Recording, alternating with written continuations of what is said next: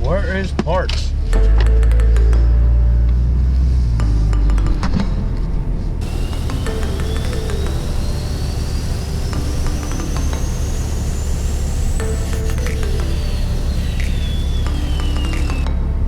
God damn, they got a lot of trucks.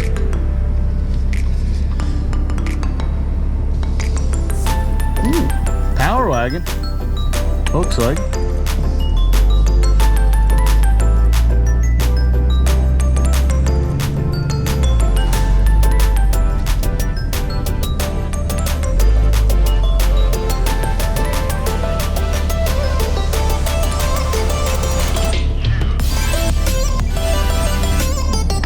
Couple standard cab dollies.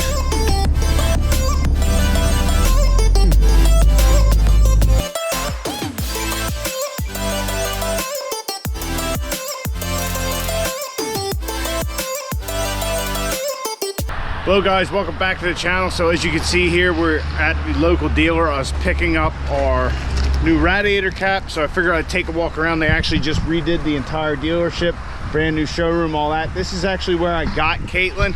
I actually ran into the salesman who sold me the truck, who is now the sales manager, and we were just talking about the prices of trucks and stuff like that. So when I got Caitlin, she was about 50, I want to say, out the door, something around that. So the prices of trucks have gotten ridiculous. This Power Wag behind me is like 64, I think is what the price was. Very nice truck. Gotta say, I'm not really a big fan of these new grills that say Ram. The wheels on it are pretty cool though. I do like those. They're 17 still, but they do look good, and they got these more aggressive tires, which are cool. But I always like the Power Wagons. I know they don't put a diesel in them because for an off-road truck, you know, they're just too heavy for something. But like little things like the you know, you got Ram there on the headlight, and I always do too like the graphics that they put on the newer Power Wagons. Like, to me, that's, you know, it's subtle. You know, I did like the splash up effect that they used to have and all that, but very nice trucks. But yeah, 64, and it's just a gas truck. I mean, like I said, very nice. Yeah, 63.3. But yeah, little features like Power Wagon on the seats and all that. But yeah, this is Providence Autos. They have a large selection of trucks. I mean, you can just see the line of 1500s they have sitting here. So inside, when I went in to get the part, I actually went through the showroom. They had a Jeep TrackHawk there. I guess that's the Jeep with the Hellcat motor in it, you know, the supercharged 707 horsepower motor.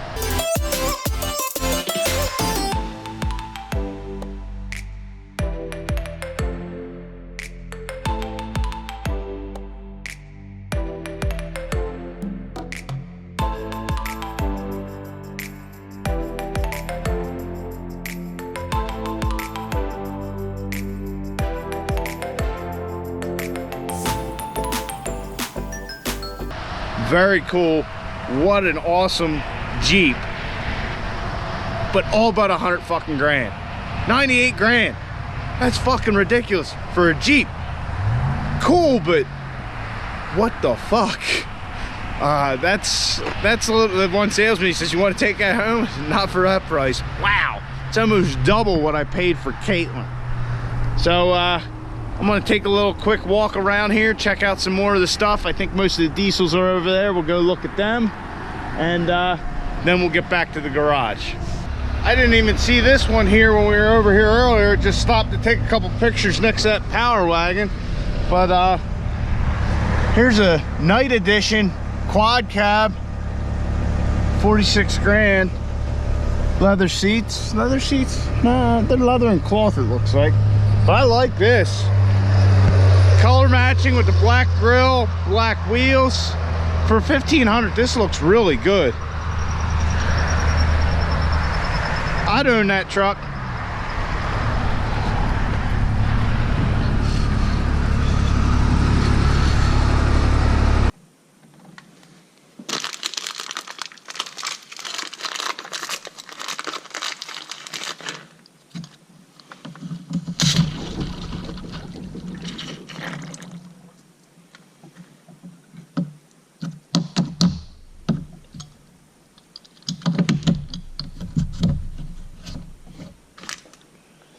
Our radiator cap is installed, our new Mopar one, or should I say radiator. I saw a couple comments. People didn't like how I was saying radiator. So that's installed. As you could hear, it was still had pressure in there. It is quite a few hours after getting home from the dealer. I got stuck in a little vortex on the line, which I will explain here momentarily. But yeah, I heard bubbles. That probably doesn't bode well for our head gasket, which we already know. But we're going to try this, and we'll see where that gets us. All right, so like I said, I got stuck on the line, in a vortex on the line. God damn it. So this is what I was doing. I was building a truck. As you can see there, that's a 2017 Laramie 4x4, 6.5 foot bed. Basically, that's Caitlin, but 5 years newer. So she's a 2012. 2017 was 58 grand, according to the website. I guess that's with all the markdowns and stuff. Caitlin was like 56 when I got her MSRP, and I think that's with all the rebates and stuff because I ended up paying about 50. But the sticker on an 18 is like 63,000.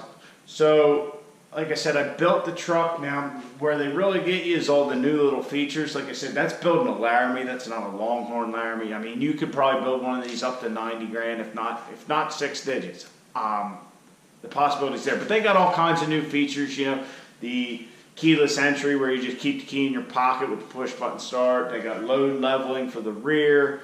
All kinds of fancy shit.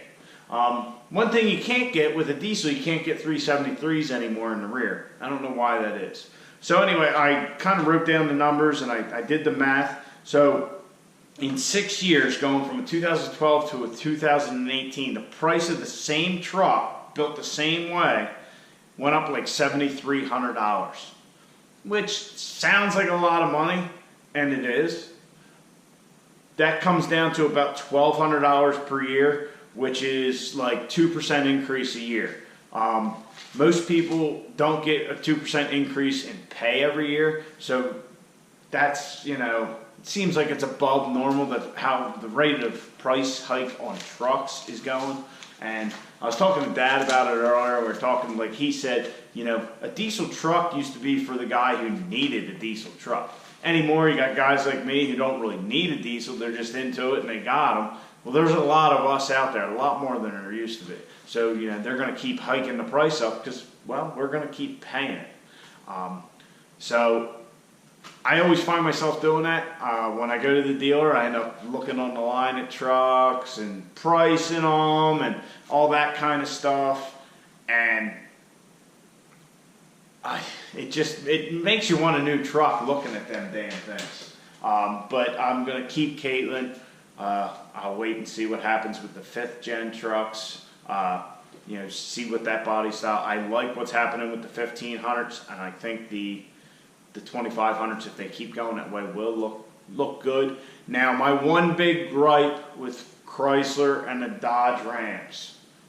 There's a couple trucks there. You saw the red one when we were out in the parking lot. There was also a blue one in the dealer with the TrackHawk, which that TrackHawk just amazed me, but I'm not paying fucking 100 grand for a Jeep.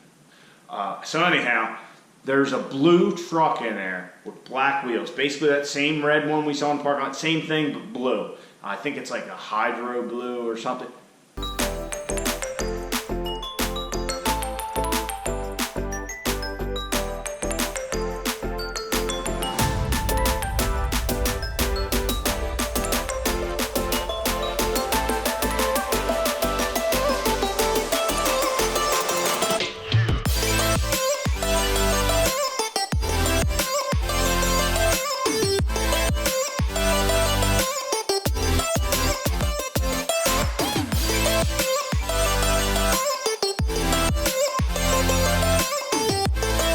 Looked phenomenal, and I have a little bit of a thing for that color because it kind of matches a certain other truck you guys may have seen floating around in the background. So anyhow, when I originally got in Veronica, my blue truck, my '01, I always wanted either that blue or the red. So those two trucks at that dealership, I'm very fond of the colors. And you might say, well, if you're fond of those colors, when you got Caitlin, why didn't you get a truck that was vibrant like that? Well, there's a simple answer to that. I wanted a truck with a sunroof and leather and heated seats, and didn't have to be like the Longhorn Laramie top of the line, but I wanted something decent, something nice, first new truck and all that. But the good old people at Dodge decided that somebody who wants a Laramie truck isn't going to want one of these vibrant colors. They're going to want a dark maroon, a dark blue, a silver, a dark gray, a white truck. Those are your options with a Laramie. I don't know why Ram and Dodge won't let you get what you want. Why can't I get as many color options for the more expensive truck as I can the cheaper trucks? Does anybody know? It really grinds my gears, to quote a certain guy on TV.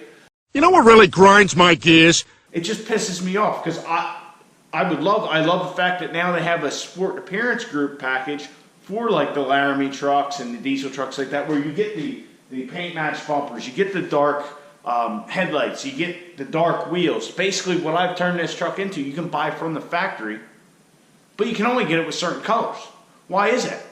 You can't color match a red bumper on a 2500 truck. I mean, it makes absolutely no sense. You can only get that sport appearance group with, I think it's the gray, the white, and the maroon. There might be another one or two, but you can't get it with all of them. I don't fucking get it. Alright, so that's the end of my little rant and spiel about the stupid things that Chrysler does when I want to buy a truck. Which I'm not in the market for a truck. I'm really not. We'll fix Caitlin. We'll get this whole head gasket situation sorted out. We're just kind of going through the cheap steps now and trying to push it off until it gets a little warmer outside, because as you can see, there's not much room in the front of the truck with the garage door down.